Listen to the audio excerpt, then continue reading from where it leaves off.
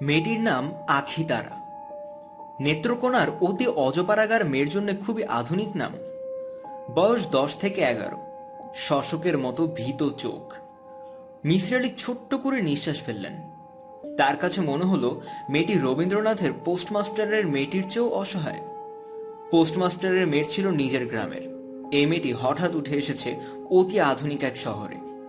আজমল সাহেব মিসির আলির ঘরের ফুড ফরমাশ করার জন্য তাকে আনিয়েছেন। মেয়েটার ভয় কাটানো দরকার, এমন কিছু তাকে বলা দরকার যা শোনা মাত্র তার ভয় কেটে যায়।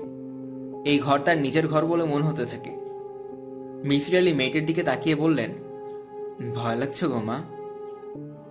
মেয়েটি সামান্য চমকালো। মিসির আলি তার চোখ দেখেই বুঝলেন মেয়েটির প্রাথমিক ভয় কেটে গেছে। মিসির আলি বললেন, আখিতারা শোনো, তোমার যখনই দেশের বাড়িতে চলে যেতে ইচ্ছা করবে আমি তখনই তোমাকে পাঠিয়ে দেব। এখন কি তোমার বাবা মার কাছে চলে যেতে ইচ্ছা করছে? আখি তারা হ্যাঁ সূচক মাথা নাড়ল। আচ্ছা, আজ সন্ধ্যার মধ্যে তোমাকে দেশে পাঠিয়ে দেব। আজমল সাহেবকে বলে এর মধ্যে একজন কাউকে জোগাড় করব যে তোমাকে দেশের বাড়িতে দিয়ে আসবে। কেউ মনে কষ্ট নিয়ে আমার সামনে হাঁটাহাঁটি করলে আমার ভালো লাগে না। তুমি কি ডাল ভাত এসব রাখতে পারো? পারি। আমার খুবই খিদে লেগেছে। গ্যাসের চুলা কিভাবে ধরায় তোমাকে দেখিয়ে দিই। তুমি আমাদের দুজনের জন্য ডাল ভাত রান্না করে ফেলো। ডিম রান্না করতে পারো? পারি। এক্সিলেন্ট। ঘরে ডিম আছে, ডিমের ঝোল রান্না করো। আজ সকাল থেকে কেন জানি ডিমের ঝোল খেতে ইচ্ছা করছে। মেয়েটি তার ছোট্ট পুটলি একপাশে রেখে রান্না শুরু করলো। মিসির আলি লক্ষ্য করলেন মেয়েটির চোখ চাপা আগ্রহে চকচক করছে। তার মুখ থেকে শঙ্কার ভাব অনেকটাই চলে গেছে। বেচারি বোধহয় খুব খিদে লেগেছে, রান্নার আগ্রহটা সে কারণেই। দুপুরে মিসির আলি তাকে নিয়ে খেতে বসলেন। বেগুন দিয়ে ডিমের ঝোল রান্না হয়েছে। তরকারির রং দেখে মনে হচ্ছে খেতে ভালো। আখি তারা একটা মাত্র ডিম রান্না করেছে। মিসির আলি বললেন, ডিম একটা কেন? আপনার জন্য রাঁধছি। তুমি ডিম খাও না? খাই। মিসির আলি ডিমটা সমান করে দুভাগ করে একটি ভাগ মেয়েটির থালায় তুলে দিলেন এবং গভীর বেদনায় লক্ষ্য করলেন মেয়েটির চোখে পানি এসে গেছে। বোধহয় বেচারিকে কেউ কোনোদিন আদর করে পাতে কিছু তুলে দেয়নি। আখিতারা, তোমার রান্না খুব ভালো হয়েছে। তুমি আরাম করে খাও, খেয়ে বিশ্রাম করো। সন্ধ্যাবেলা আমি তোমাকে তোমার দেশের বাড়ি পাঠিয়ে দিব। মেয়েটি হ্যাঁ সূচক মাথা নাড়ল। দুপুরের খাবারের পর কিছুক্ষণ বিছানায় শুয়ে থাকা মিসির আলি অনেক দিনের অভ্যাস। আগে ঘুমাতেন না, ইদানিং ঘুম এসে যায়। ঘুম ভাঙার পর খুবই অস্বস্তি লাগে। কিছুদিন থেকে তিনি চেষ্টা করছেন দুপুরে না ঘুমাতে। এই সময় তিনি জটিল ধরনের কিছু বই নিয়ে বসেন। তবে আজ সায়েন্স অ্যান্ড প্যারাডক্স বইটির সঙ্গে কুরিয়ার সার্ভিসে আসা মফস্বলের একটা পত্রিকাও আছে। প্রেরক নাম মনসুর, মেন্টাল ম্যাজিকের যুবক। মিসির আলি ঠিক করেছেন বিজ্ঞানের বই পড়ার পর ঘুম যখন পুরোপুরি কাটবে তখন পত্রিকা নেড়ে চেড়ে দেখবেন। আপনার মাথায় তেল দিয়া দিব? মিসির আলি ঘাড় ঘুরিয়ে তাকালেন। আখি তারা সংকুচিত ভঙ্গিতে দাঁড়িয়ে আছে। তিনি বললেন, লাগবে না, আমি মাথায় তেল দেই না। আমি যাব না, আমি আপনার সাথে থাকব। আচ্ছা ঠিক আছে। কোন ঘরে থাকব? মিসির আলি আঙুল দিয়ে ঘর দেখিয়ে দিলেন। আখি তারা বলল, আপনারে কি বলে ডাকবো? তোমার যা ডাকতে ইচ্ছা করে ডাকবে, কোনো অসুবিধা নেই। বড় বাবা ডাকি? এত কিছু থাকতে বড় বাবা ডাকতে চাও কেন? আচ্ছা ডাকো, বড় বাবা ডাকটা খারাপ না, এটাই ডাকো। আখি তারা সামনে থেকে চলে গেল। মিসির আলি কুরিয়ার সার্ভিসে আসা প্যাকেট খুললেন। মফস্বল পত্রিকা। পত্রিকার নাম সোনার বাংলা। প্রথম পৃষ্ঠাতেই লেখা অনিয়মিত পাক্ষিক। পত্রিকার মালিকই যেখানে ঘোষণা করেন অনিয়মিত, তখন বোঝা যায় এই পাক্ষিক হঠাৎ হঠাৎ বের হয়। 6 পাতার পত্রিকার 3 পাতায় সাহিত্য নিবেদন, কবিতা, গল্প, রম্য রচনা। 1 পাতা সিনেমা সংক্রান্ত হলিউড বিচিত্রা, ঢালিউড বিচিত্রা। পাতাটি সচিত্র, নায়ক নায়িকাদের ছবি আছে। কোনো ছবি দেখেই বোঝার উপায় নেই ছবিটা কার। পত্রিকার প্রথম পাতার লিড নিউজ, স্বামী পুত্র হন্তারক স্ত্রী। নিজস্ব সংবাদদাতা জানাচ্ছেন, রাবেয়া খন্দকার ওরফে রেবু হিংসার বশবর্তী হয়ে স্বামী পুত্রকে হত্যা করেছে। হিংসার কারণ রেবুর স্বামী আপন চাচির সঙ্গে অবৈধ প্রেম। নিজস্ব সংবাদদাতা অবৈধ প্রেমের অংশটি যত্ন করে লিখেছেন। ভাতিজা নিশিরাতে চাচির সঙ্গে কোথায় কোথায় মিলিত হতেন তার বিবরণ আছেন। দীর্ঘ 2 কলামের সংবাদ। সংবাদের শেষে লেখা আগামী সংখ্যায় চাচি ভাতিজার অবৈধ প্রণয় বিষয়ে আরো বিস্তারিত লেখা হইবে। 6 পাতার পুরো কাগজটা মিসির আলী আগ্রহ নিয়ে পড়লেন। সাহিত্য অংশ বাদ দিলেন না। চৌধুরী খালিকুজ্জামান মিয়ার লেখা ছোট গল্পটাও পড়লেন। ভালোই লাগলো। সোনার বাংলা পত্রিকার সঙ্গে একটা হাতে লেখা চিঠিও আছে। চিঠি লিখেছে মনসুর। পরম শ্রদ্ধাভাজন জনাব মিসির আলী, সোনার বাংলা পত্রিকাটা পাঠালাম। রেবুর খবরটা প্রথম পাতায় আছে। আপনি খোঁজ নিলেই জানতে পারবেন রাবেয়া খন্দকারী রেবু। মেয়েটি অতি ভয়ানক। আপনার সঙ্গে তার ঘনিষ্ঠতা আছে। আমি ভয় পাচ্ছি সে আপনার কোনো ক্ষতি না করে ফেলে। আমি আপনাকে অত্যন্ত পছন্দ করি। মানুষকে বেশি পছন্দ করা ঠিক না। হয়তোবা বেশি পছন্দের কারণে আপনার সঙ্গে কখনো আমার সম্পর্ক হবে না। আপনাকে সাবধান করতে চাচ্ছি, সাবধান হন। ওই দিন মেন্টাল ম্যাজিকের নাম করে আপনাকে বিভ্রান্ত করতে চেষ্টা করেছি। এই ক্ষমতা আমার সত্যি সত্যি আছে। বিশেষ বিশেষ সময়ে সেটা বোঝা যায়। যদি কখনো বিশেষ সময়ে এসে উপস্থিত হয়, আপনাকে ক্ষমতার পরিচয় দিয়ে যাব। তখন হয়তোবা আপনি আমার আগের অপরাধ ক্ষমা করবেন। ইতি মনসুর। চিঠিতে তারিখ নেই, ঠিকানা নেই, কোনো বানান ভুল নেই। পরিষ্কার বোঝা যাচ্ছে এই চিঠি আগে একবার ড্রাফট করা হয়েছে। তারপর সেই ড্রাফট দেখে দেখে কপি করা হয়েছে। সরাসরি লেখা চিঠি এবং কপি করা চিঠি সহজেই বোঝা যায়। কপি করার সময় মূল চিঠি পড়তে হয়, একটি লাইন পড়ে শেষ করে লেখায় আসতে হয়। যে কারণে ড্রাফট করা চিঠির প্রতি লাইনের শুরুর শব্দটা লেখা হয় সাবধানে। মিসির আলী ভুরু কুচকালেন। মনসুর নামের ছেলেটা ড্রাফট করার পর তাকে চিঠি লিখেছে নাকি সরাসরি লিখেছে এটা কোনোই গুরুত্বপূর্ণ ব্যাপার না। তাকে নিয়ে গবেষণা করার মতো কিছু ঘটেনি। তবু তার বিষয়ে জানা তথ্যগুলি মাথার ভেতর সাজিয়ে রাখতে দোষ নেই। নাম মনসুর, নকল নাম হওয়ার সম্ভাবনাও আছে। স্বভাব স্বভাব সম্পর্কে এখনো পরিষ্কার কোনো ধারণা তৈরি হয়নি। সময় লাগবে, অনেক সময় লাগবে। মিসির আলী চোখ বন্ধ করলেন। পাশের ঘর থেকে খুটখুট শব্দ হচ্ছে। আখিতারা নামের মেয়েটা হয়তো নিজের ঘর গোছাচ্ছে। ঝাড়ু শব্দ পাওয়া গেল। মনসুর প্রসঙ্গ থাক, মেয়েটাকে নিয়ে কিছুক্ষণ ভাবা যাক। মেয়েটা কেমন, কোন ধরনের পরিবার থেকে এসেছে, এইসব পরে মিলিয়ে দেখা যাবে তার অনুমান কতটুকু শুদ্ধ। 1, মেয়েটা দুঃখী। এই বিষয়টা অনুমান করতে চিন্তাশক্তির প্রয়োজন হয় না। যে মেয়ে গ্রাম থেকে শহরে কাজ করতে এসেছে সে দুঃখী হবে। 2, মেয়েটির বাবা নেই। অনুমানও সহজ অনুমান।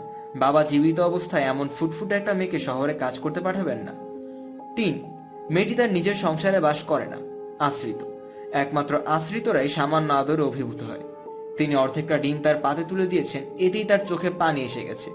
যে মেয়ে নিজের সংসারে থাকে সে আদর পেয়ে অভ্যস্ত। মিসির আলীর চিন্তা বাধাগ্রস্ত হলো। আখিতারা সামনে এসে দাঁড়িয়েছে। সে ঠিক আগের মতো করেই বলল, মাথায় তেল দিয়া দেই। তোমাকে তো আমি একবার বলেছি আমি মাথায় তেল দেই না। মেয়েটি তারপরেও মেঝের দিকে তাকিয়ে আছে। সে মনে হয় মাথায় তেল দিয়েই ছাড়বে। গ্রামের বাচ্চা একটা মেয়ের তুলনায় জেদ তো ভালোই আছে।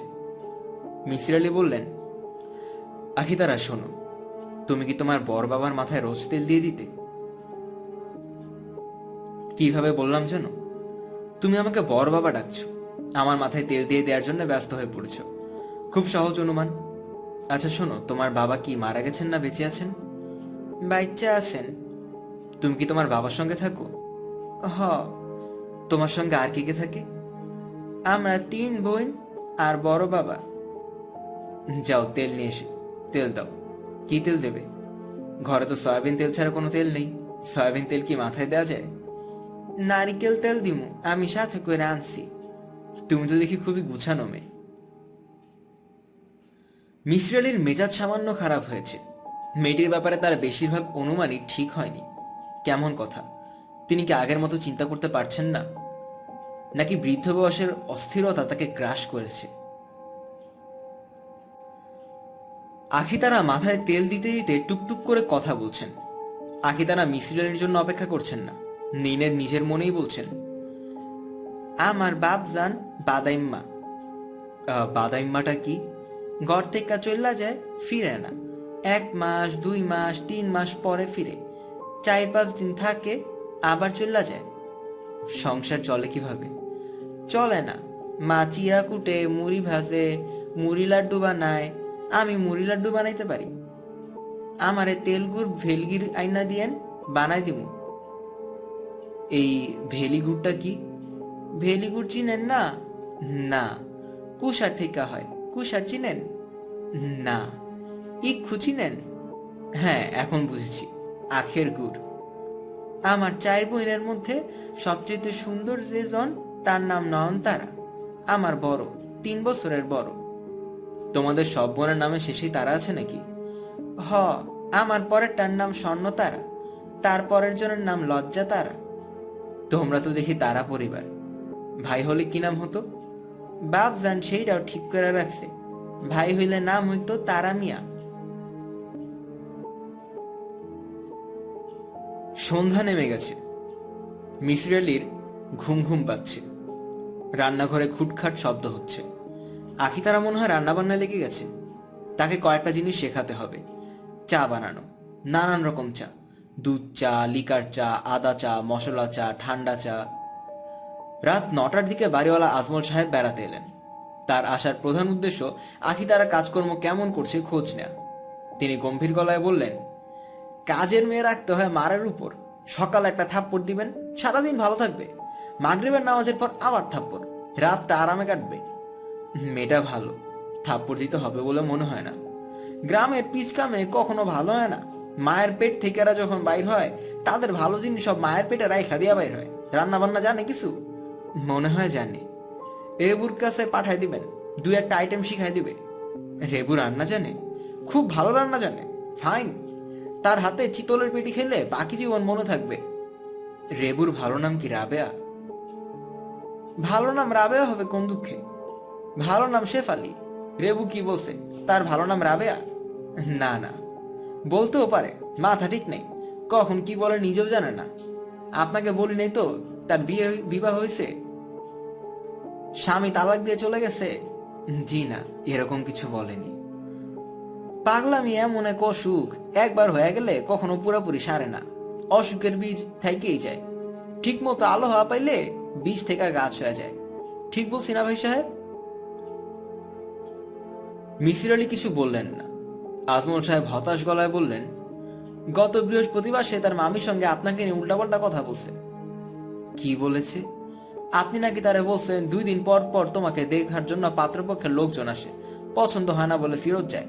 এত ঝামেলার দরকার কি আমাকে বিয়ে করে ফেলো। তার মামি আবার তার কথা বিশ্বাসও করে ফেলছে। মেয়েরা এই জাতীয় কথা দ্রুত বিশ্বাস করে। আমার কানে যখন কথাটা আসলো, আমি রেবুকে ডাইকা কষা এক চর মারলাম। রেবু সঙ্গে সঙ্গে স্বীকার করলো যে মজা করার জন্য বানায় বানাই সব বলছে। বলেন কি? সাধারণ মানুষের কথা এক কান দিয়ে শুনে আরেক কান দিয়ে বের করে দিতে হয়। পাগলের কথা যে কান দিয়ে শুনবেন সেই কান দিয়ে বের করে দিবেন। এক কান থেকে আরেক কানে যাওয়ার সময় দিবেন না, বুঝছেন? জি। আপনি কি খাজা বাবার ডাক পাইছেন? কার ডাক? খাজা বাবার। উনার ডাক পাইছেন? আপনি কি বলছেন বুঝতে পারছি না। খাজা বাবা আজমির থেকে না ডাকলে কেউ আজমির শরীফে যেতে পারে না। আপনি কখন আজমির শরীফে গেছেন? জি না। তার ডাক মানে পান নাই। আমি আগামী নভেম্বরে ইনশাল্লাহ আজমির যাব। চলেন আমার সঙ্গে, যাবতীয় খরচ আমার। ট্রেনে উঠে যদি একটা পান খেতে ইচ্ছা করে সেই পানটাও আমি কিনে দেব। কথা ফাইনাল। না করবেন না? আমি 2-3 বছর অন্তর একবার করে খাজা বাবার কাছে চাই, সমস্যা নিয়ে যাই। উনার রোজা মোবারক উপস্থিত হয়ে সমস্যার ফানা চাই, উনি ব্যবস্থা করেন। আজ পর্যন্ত তার কাছে গিয়ে খালি হাতে ফিরে আসি নাই। এইবার কি সমস্যা নিয়ে যাচ্ছেন? রেবু সমস্যা নিয়ে যেতেছি। তার মাথাটা যেন ঠিক হয়ে যায়, তার একটা ভালো বিয়ে যেন দিতে পারি। ভাইজান, অনেক কথা বলে ফেললাম। আজমিরের ব্যাপারটা যেন মনে থাকে। জবান যখন দিয়ে ফেলছি তখন আপনারা নিয়েই যাব। আর আমার পীর ভাইয়ের সঙ্গে আপনার পরিচয় করা দিব। কথা বললেই বুঝবেন ইনি এই দুনিয়ার মানুষ না। উনাকে আপনার কথা বলছি, উনি আপনার সঙ্গে কথা বলতে চান। আজমল সাহেব উঠে দাঁড়ানোর সঙ্গে সঙ্গে মনসুরের আসল নাম কি মিসির আলি ধরে ফেললেন। আজমল সাহেবের চেয়ার ছেড়ে উঠে দাঁড়ানোর সঙ্গে মনসুরের আসল নামের কোনো সম্পর্ক নেই। তবু নামের ব্যাপারটা পরিষ্কার হওয়ার ঘটনা এই সময়ই ঘটল। মনসুরের আসল নাম চৌধুরী খালেকুজ্জামান মিয়া, সোনার বাংলা পত্রিকার সম্পাদক। চৌধুরী খালেকুজ্জামান মিয়া লেখা সম্পাদকীয়, গল্প এবং রম্য রচনা তিনটিতেই বিশেষ এক শব্দ দিয়ে বাক্য শুরুর প্রবর্তনা হয়েছে, এবং শব্দটা হলো হয়তোবা। মনসুর তাকে যে চিঠি লিখেছে সেই চিঠিতেও দুটি বাক্য শুরু হয়েছে হয়তোবা দিয়ে। সোনার বাংলা পত্রিকার প্রিন্টার্স লাইনের পত্রিকার ডিক্লারেশন নাম্বার, রেজিস্ট্রেশন নাম্বার সবই দেয়া। বাংলাদেশ সরকারের ডিপার্টমেন্ট অফ ফিল্ম অ্যান্ড পাবলিকেশনসে টেলিফোন করলে চৌধুরী খালেকুজ্জামান মিয়ার সব খবর বের হয়ে আসবে। ছোট্ট একটা জট খুললে অনেকগুলো জট খুলে যায়। রান্নাঘর থেকে আকিতারা উকি দিচ্ছে। মিসির আলী বললেন, আকিতারা, চা বানাতে পারো? পারি। কোথায় শিখেছ? বাপ জান খুব চা খায়। কড়া করে 1 কাপ চা বানাও। চিনি দেবে 1 চামচ, সমান সমান করে 1 চামচ দেবে কনডেন্সড মিল্ক। আখিতারা অতি দ্রুত চা বানিয়ে নিল। কাপে একটা চুমুক দিয়ে মিসির আলী বললেন, আজ থেকে তোমার নাম চা কন্যা। আমি এত ভালো চা আমার জীবনে খাইনি।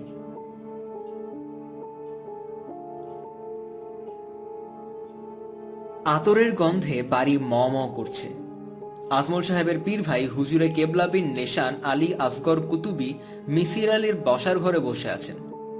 আজমল সাহেব হুজুরে কেবলাকে এখানে বসিয়ে রেখে নাস্তায় জোগাড় করতে গেছেন। হুজুরে কেবলা বসে আছেন মূর্তির মতো। মূর্তিও মাঝে মাঝে বাতাসে এদিক ওদিক দুলে। পীর ভাইয়ের মধ্যে সেই দুলুনিও নেই। কেমন আছেন? পীর ভাই কোনো জবাব দিলেন না, তবে মিসির আলীর দিকে তাকালেন, সামান্য হাসলেন। যিনি কথা বললে জবাব দেন না তার সঙ্গে আলাপ আলোচনা চালানোর প্রশ্ন উঠে না। মিসির আলী চুপচাপ বসে রইলেন। আজমল সাহেব তার পীর ভাইকে এখানে কেন নিয়ে এসেছেন এটা ঠিক স্পষ্ট হচ্ছে না। হয়তো ধর্মের লাইনে মিসির আলীকে টানতে চান। সব মানুষই নিজের দিকে মানুষকে টানতে চায়। এক চোর অন্যজনকে চোর বানাতে চেষ্টা করে, শুধু সাধু চেষ্টা করে সাধু বানাতে। মিসির আলীর সিগারেট খেতে ইচ্ছা হয়েছে। তার পাঞ্জাবির পকেটে সিগারেটও আছে, দেশলাইও আছে। সিগারেট ধরালে পীর সাহেব কি মনে করেন তা বুঝতে পারছেন না বলেই সিগারেট ধরাচ্ছেন না। হুজুরে কেবলা তখন তাকিয়েছিলেন, এখন চোখ বন্ধ করে ফেলেছেন। তার মাথা খানিকটা ঝুঁকে এসেছে, থুতনি বুকের সঙ্গে লেগে যাচ্ছে। ভদ্রলোক কি ঘুমিয়ে পড়লেন নাকি? মিসির আলীকে অবাক করে দিয়ে ভদ্রলোক হঠাৎ মাথা তুললেন, চোখ মেললেন। মিসির আলীর দিকে তাকিয়ে স্পষ্ট স্বরে বললেন, আপনি আমাকে প্রশ্ন করেছেন কেমন আছেন। আমি সেই প্রশ্নের জবাব দেইনি, কারণ তখন ওজিফা পাঠ করছিলাম। জবাব না দেয়ায় আপনি হয়তো ভেবেছেন আমি বেয়াদবি করেছি। ইচ্ছাকৃত বেয়াদবি করিনি। আপনার প্রশ্নের জবাব না দিয়ে অনিচ্ছাকৃত বেয়াদবি করেছি, তার জন্য ক্ষমা চাই। ক্ষমা করলাম, শুক্রিয়া। ক্ষমা করলাম ঠিকই, কিন্তু আপনি এখনো প্রশ্নের জবাব দেননি, এখনো বলেননি কেমন আছেন। জনাব, আমি ভালো আছি। আপনি ইচ্ছা করলে আমার সামনে সিগারেট খেতে পারেন। আমি এমন কোনো ব্যক্তি না যে আমার সামনে সিগারেট খাওয়া যাবে না, যদিও এই অভ্যাস স্বাস্থ্যের জন্য ক্ষতিকর। মিসির আলী চমকালেন। হুজুরে কেবলা এমন ভঙ্গিতে কথা বলছেন যাতে মনে হচ্ছে তিনি থট রিডিং জানেন। মিসির আলী মনে মনে ঠিক যা ভেবেছেন তা বলতে পারছেন। সিগারেট ধরাবার ইচ্ছা মিসির আলীর হচ্ছে, এটা ঠিক। হুজুরে কেবলার জন্য সিগারেট ধরাতে সংকোচ হচ্ছে, এটাও ঠিক। কিন্তু ব্যাপারটা হুজুরে কেবলা জানলো কিভাবে? মিসির আলী সিগারেট ধরালেন। হুজুরে কেবলা বললেন, আপনাকে সিগারেট ধরাতে বলেছি এত আপনি সামান্য চমকেছেন বলে আমার মনে হলো। চমকানোর কিছু নেই। আপনার অ্যাস্ট্রেতে সিগারেট দেখে বুঝেছি আপনি সিগারেট খান। আপনার গা থেকেও সিগারেটের গন্ধ আসছিল। যারা সিগারেট খায় তারা যখন অস্বস্তিকর পরিবেশে পড়ে তখন তাদের সিগারেট ধরাতে ইচ্ছা করে। আমার সামনে আপনি বসে আছেন, আপনি আমাকে প্রশ্ন করেছেন, আমি জবাব দিচ্ছি না। আপনি পড়েছেন অস্বস্তির পরিবেশে, কাজেই আমি ধরে নিয়েছি আপনার সিগারেট ধরাবার ইচ্ছা হচ্ছে। মিসির আলী এতক্ষণ ভদ্রলোকের দিকে ভালোভাবে তাকাননি, এবার তাকালেন। বয়স অল্প, 25-26, টকটকে গৌরবর্ণ। টানা টানা চোখ সুরমা দিয়ে সেই চোখে আরো টানা হয়েছে। ঠোঁট টকটকে গোলাপি। পুরুষদের যে কোনো সৌন্দর্য প্রতিযোগিতায় তিনি অবশ্যই ফার্স্ট প্রাইজ কিংবা রানার্স আপ প্রাইজ নিয়ে নেবেন। মিসির আলী সাহেব, কি? আমি বুদ্ধি খাটি এরকম দু একটা কথা বলি, লোকে মনে করে আমার বিরাট আধ্যাত্মিক ক্ষমতা। কেউ চিন্তাও করে না আমার ক্ষমতাটা আধ্যাত্মিক নাও হতে পারে। আমি যতদূর শুনেছি আপনি একজন মানুষ সম্পর্কে অনেক কিছু বলতে পারেন। আপনি যখন বলেন তখন কিন্তু আপনার ক্ষমতাকে কেউ আধ্যাত্মিক ক্ষমতা ভাবে না। আমি যদি আপনার মতো লম্বা দাড়ি রাখি, চোখে সুরমা দেই, মাথায় পাগড়ি পরি, তখন আমার ক্ষমতাকেও লোকে ভাববে আধ্যাত্মিক ক্ষমতা। আমি মাঝে মাঝে ভবিষ্যৎবাণী করি, আমাকে করতে হয়। আমি যাকে যা বলি তাই নাকি সত্যি হয়। এই বিষয়ে আপনার মতামত কি? আপনি হয়তো নস্ট্রাডামুস স্টাইলে ভবিষ্যৎবাণী করেন। সেটা কি? নস্ট্রাডামুসের জন্ম ফরাসিতে 1503 সনে। তিনি অনেক ভবিষ্যৎবাণী করেছেন। তার ভবিষ্যৎবাণী নিয়ে সারা পৃথিবীতে খুব হইচই হচ্ছে, কারণ সবাই বলেছে তিনি যা বলেছেন সব মিলে যাচ্ছে। আসলে কিন্তু তা না। তিনি ভবিষ্যৎবাণী করেছেন কবিতার আকারে, সরাসরি কিছু করেননি। এই কারণে মনে হয় যা বলা হচ্ছে সবই মিলে যাচ্ছে। ভদ্রলোকের নাম কি বললেন? নস্ট্রাডেমাস। উনি অস্পষ্টভাবে কবিতায় ভবিষ্যৎবাণী করেছেন? জি। উদাহরণ দিতে পারবেন? উনি বলেছেন, An empire will be born near Italy, who will cost the empire very dearly. খুবই অস্পষ্ট কথা। এই ইম্পেরিয়র নেপোলিয়ন হতে পারেন, আবার হিটলারও হতে পারেন, আবার অস্ট্রিয়ার রাজাও হতে পারেন। আপনি কি বলতে চাচ্ছেন আমি বুঝেছি, তবে আমি কিন্তু অস্পষ্টভাবে কিছু বলি না। আমি যা বলি স্পষ্টভাবে বলি। আপনার সম্পর্কে একটা ভবিষ্যৎবাণী করব? করুন। আপনি 2-1 দিনের মধ্যে বিরাট বিপদে পড়তে চাচ্ছেন। এমন বিপদ যার কোনো পারাপার নেই। কি ধরনের বিপদ? জীবন সংশয় হয় এমন বিপদ, এর বেশি কিছু না। পীর ভাই উঠে দাঁড়ালেন। মিসির আলি তাকিয়ে আছেন। পীর ভাইয়ের মুখে হাসি, হাসির মধ্যে শিশুর ভঙ্গিমা আছে। শিশুরা কোনো একটা চালাকি করে বড়দের হারিয়ে দিলে এরকম করে হাসে। আখিতারার জ্বর এসেছে। সে চাদর গায়ে কুণ্ডুলি পাকিয়ে শুয়ে আছে। চাদরে শীত মানছে না, একটু পর পর কেঁপে উঠছে। মিসির আলি তার কপালে হাত রেখে চমকে উঠেছেন। জ্বরে গা পুড়ে যায় বলে যে বাক্যটি প্রচলিত সেটা পুরোপুরি সত্যি বলে মনে হচ্ছে। আখিতারা, শরীর বেশি খারাপ লাগছে? পানি খাবে? পানি? আখিতারা চোখ মেলল, কিছুক্ষণ তাকিয়ে থেকে চোখ বন্ধ করে ফেলল। মেয়েটির জ্বর কমানোর ব্যবস্থা করা দরকার, ডাক্তার ডাকা দরকার। মেয়েটি যেভাবে কেঁপে কেঁপে উঠছে তার অবশ্যই শীত লাগছে। তিনি কি এখন তার গায়ে লেপ দিয়ে দিবেন? এতে মেয়েটার শীত ভাব কমবে। আখিতারা, শরীর বেশি খারাপ লাগছে? না। শীত লাগছে? হ্যাঁ। গায়ে লেপ দিয়ে দিব? হ্যাঁ। মিসির আলি কি করবেন বুঝতে পারছেন না। লেপ দিয়ে কি মেয়েটাকে ঢেকে দেবেন? শরীর তার প্রয়োজনের কথা জানাচ্ছে, এই প্রয়োজন কি মিটানো উচিত নয়? দরজার কড়া নড়ছে। কেউ একজন এসেছে। মিসির আলি স্বস্তি বোধ করলেন। যে এসেছে তার সঙ্গে পরামর্শ করা যাবে। বিপদের সময় নিজের বুদ্ধির ওপর মানুষের আস্থা কমে যায়, সে অন্যের বুদ্ধির দিকে তাকিয়ে থাকে। করানার ছিল মনসুর। মিসির আলি দরজা খুলতেই সে বলল, জ্বর কার? আমার একটা কাজের মেয়ে আছে, নাম আখিতারা, তার অসুখ। মিসির আলি একবারও মনে হলো না মনসুরের জানার কথা না যে জ্বর কার প্রশ্নটা সে কিভাবে করলো। জ্বর কি বেশি? অনেক বেশি। কি করা যায় বলতো? আপনি অস্থির হবেন না, আমি ব্যবস্থা নিচ্ছি। মিসির আলি স্বস্তির সঙ্গে লক্ষ্য করলেন মনসুর ছেলেটা কাজের। সে অতি দ্রুত মাথায় পানি ঢালার ব্যবস্থা করলো। পাঞ্জাবের পকেট থেকে এক পাতা প্যারাসিটামল বের করে 2টা ট্যাবলেট খাইয়ে দিল। তুমি ওষুধ পকেটে নিয়ে ঘোরো নাকি মনসুর? আমার মাথা ধরা রোগ আছে, যখন তখন মাথা ধরে, সঙ্গে ওষুধ রাখতে হয়। স্যার, আপনার ঘরে কি থার্মোমিটার আছে? না। জ্বরটা দেখা দরকার। আপনি মাথায় পানি ঢালতে থাকুন, আমি চট করে একটা থার্মোমিটার নিয়ে আসছি।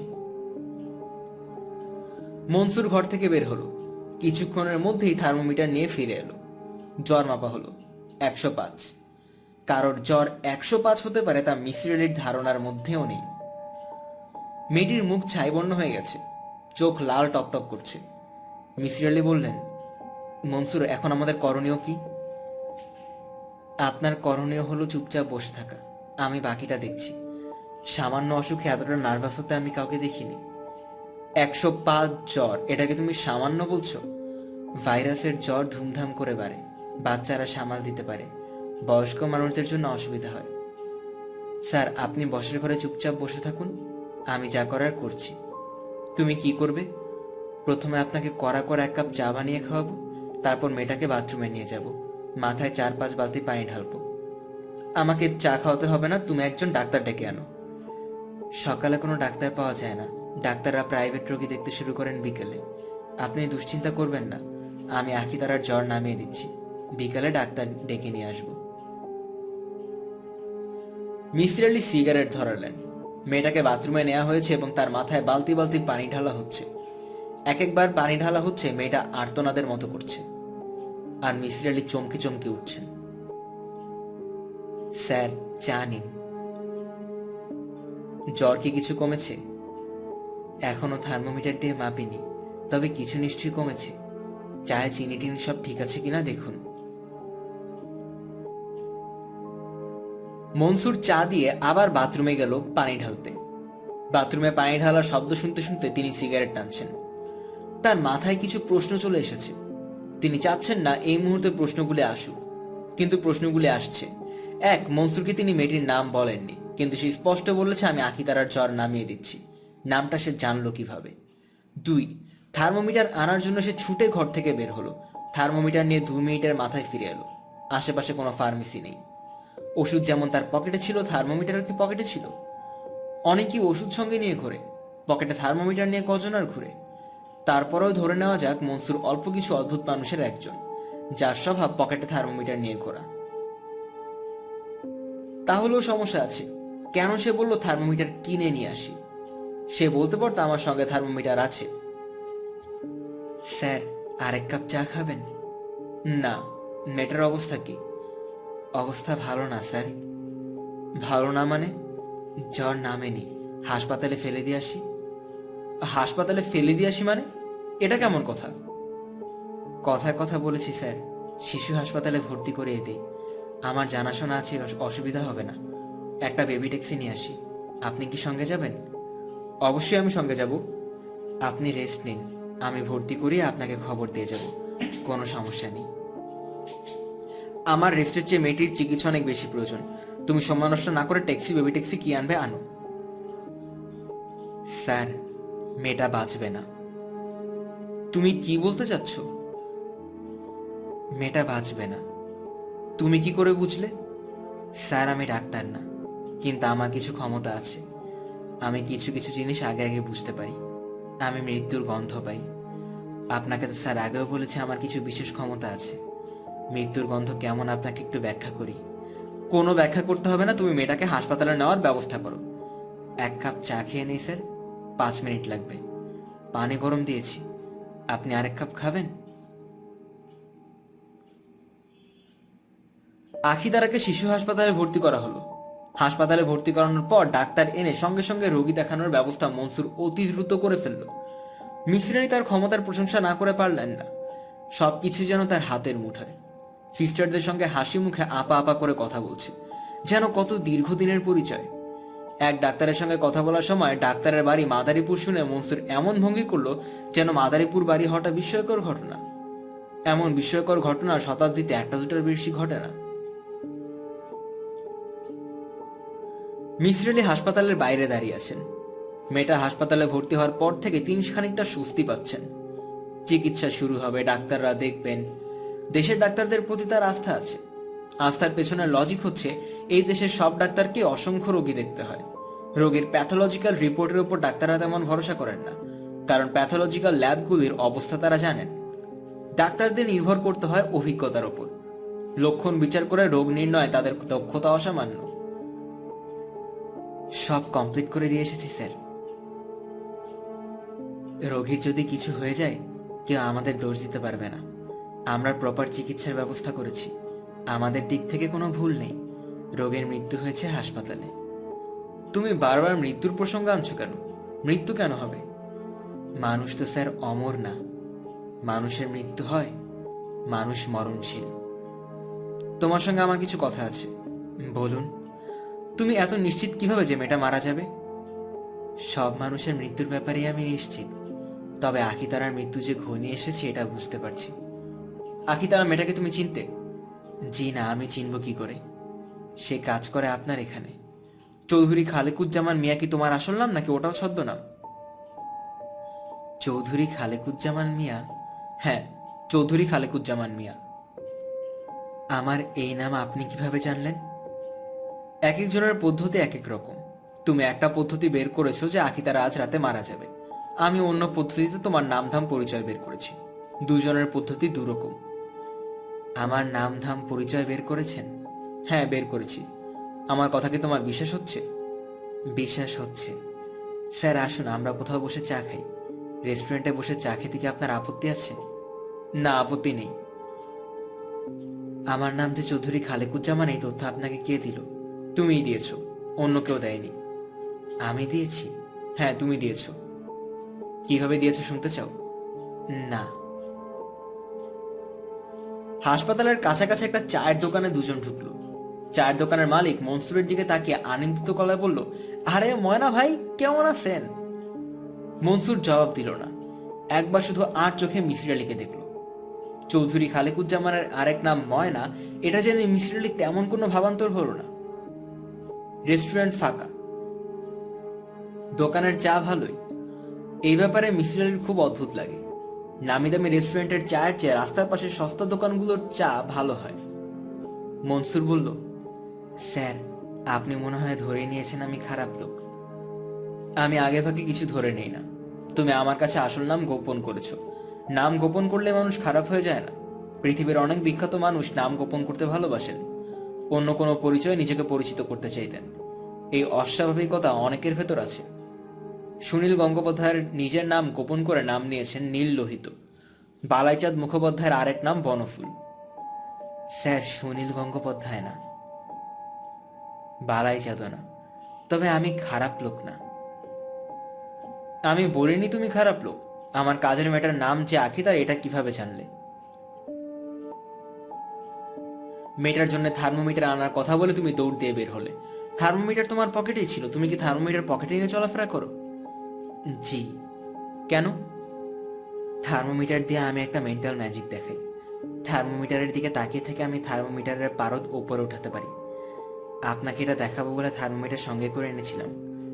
দেখি তোমার এই খেলাটা। থার্মোমিটার আপনার বাসায় রেখে এসেছি। আপনি সত্যিই দেখতে চান? হ্যাঁ, দেখতে চাই। আমি থার্মোমিটার একটা কিনে নিয়ে আসি। 2 মিনিট লাগবে। আপনি আরেক কাপ চা নিন। চা শেষ করার আগে আমি চলে আসবো। মিসির আলী দ্বিতীয় কাপ শেষ করার পরেও আরো আধ ঘন্টা বসে রইলেন, কিন্তু মনসুর ফিরল না। আর অপেক্ষা করা ঠিক হবে না। আকিদারের খোঁজ নেওয়ার জন্য হাসপাতালে যাওয়া দরকার। মনসুরকে নিয়ে এই মুহূর্তে কিছু না ভাবলেও চলবে। মিসির আলী চায়ের দাম দিতে গেলেন। রেস্টুরেন্টের মালিক খুব অবাক হয়ে বলল, আপনি ময়না ভাইয়ের লোক, আপনার কাছ থেকে চায়ের দাম নিব, এইটা কেমন কথা? ময়না ভাই এই মানুষটার কাছে অতি গুরুত্বপূর্ণ ব্যক্তি। কেন গুরুত্বপূর্ণ কে জানে। জানতে ইচ্ছা করছে না। কোনো সমস্যা মাথার ভেতর ঘুরপাক খাক তা চাচ্ছেন না। তার নিজের শরীর খারাপ লাগছে। ঘুমে চোখ বন্ধ হয়ে আসছে। মনে হচ্ছে চায়ের দোকানের বেঞ্চিতে শুয়ে কিছুক্ষণ ঘুমিয়ে থাকতে পারলে ভালো হতো।